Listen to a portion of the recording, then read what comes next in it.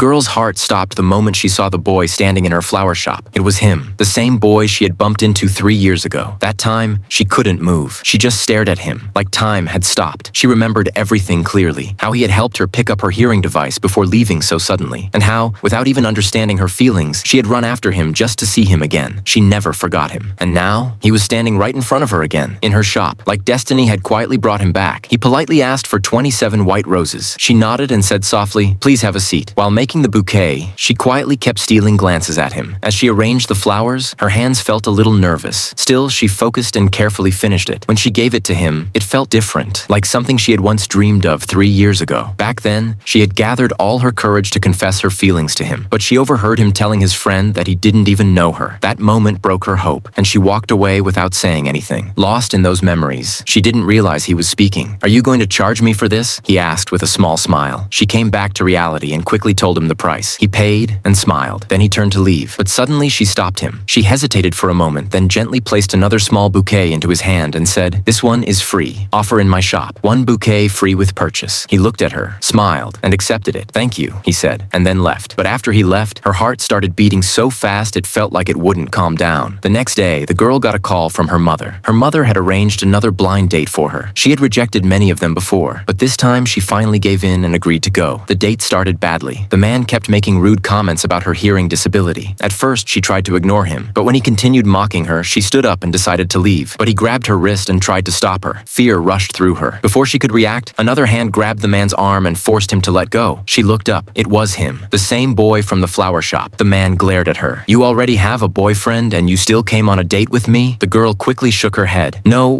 But before she could finish, the boy said coldly, "Leave." The man hesitated. The warning in his voice was enough. The man quickly backed away and left. Once he was gone, the boy turned to her. The anger in his eyes disappeared. He looked at the red mark on her wrist and slowly reached toward it, but stopped himself. "Does it hurt?" he asked softly. She nodded. "A little." Just then, rain began falling from the sky. The boy looked outside. "It's raining. Let me take you home," he said. And just like that, a few minutes later, they were sitting together in his car. And for the first time since meeting him again, they were finally alone. Friends, did you like this story? Comment part 2 if you want next part soon.